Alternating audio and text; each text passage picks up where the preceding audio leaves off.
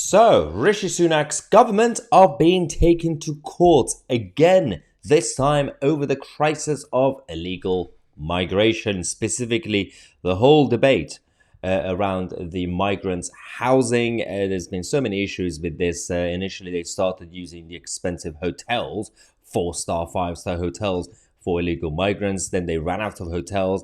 Then they said, okay, we're going to use military sites. And then they said we're going to use barges, ships, and everything else.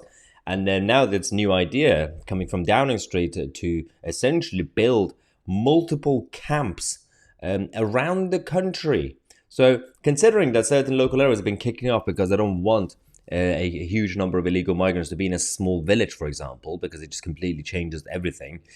Now they're going to anger the whole country. Now, RAF Scampton is one place that's been created a lot of debate, and with this channel we've talked about this before. Local people have been kicking off, and not just for obvious reasons, but also specifically because of local regenerational plans and projects. And now local people have to give consent to local plans, and to be fair, that should be the case, but usually you get a loud minority of more politically involved people going to local communities and council meetings, so not everybody actually bothers to go.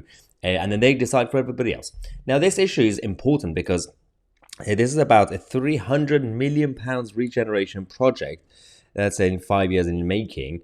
And the plan to move the migrants to this site will completely jeopardize these plans and taxpayers' money. Now, the problem with this is that you have the developers doing their own stuff. You have local people wanting certain things to happen in their local area or not happen in their local area.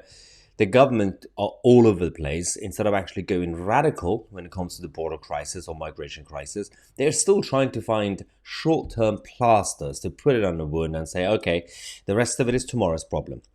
But they're still getting attacked in the media. They're still getting attacked by the electorate, and they're going to be losing the next election if they completely go ahead with the current the status quo and the current process that we have. Basically, no action when it comes to illegal migration. Numbers are still going up, and we don't even know when this could even stop. Because if Keir Starmer becomes Prime Minister, that's not going to help anybody either. Rishi Sunak remains Prime Minister, that's not going to help either.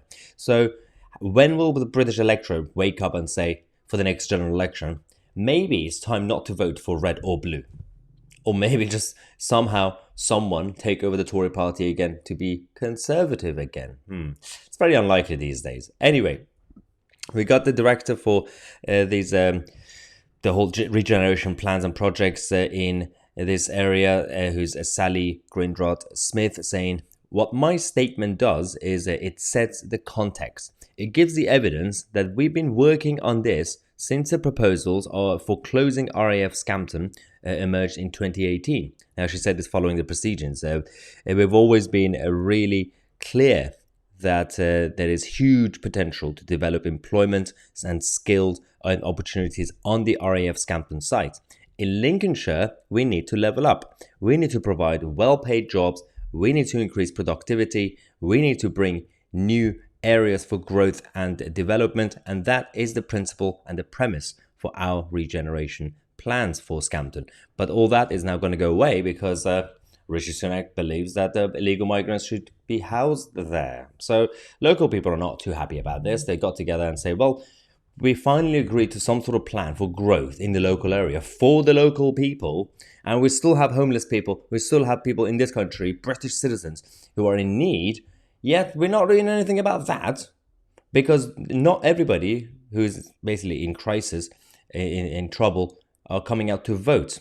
So their voices are not being heard. That's how politicians will listen to you as a voting bloc. If they notice that you're not really that loud or have a voting power, then they're not going to do anything. Perfect example is young people. Young people keep complaining that politicians are not doing anything for them, but young people don't come out to vote. And so it's a cycle of doom from both sides. Now, this issue is going to be escalating. We're going to keep you guys posted on the court case and everything, the proceedings on this to see if the government will be defeated again or not.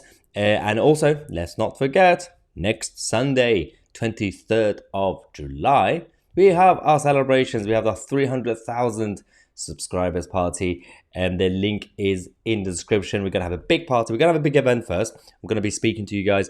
We're going to have a Q&A session with you guys if you obviously attend, if you could make it in the audience.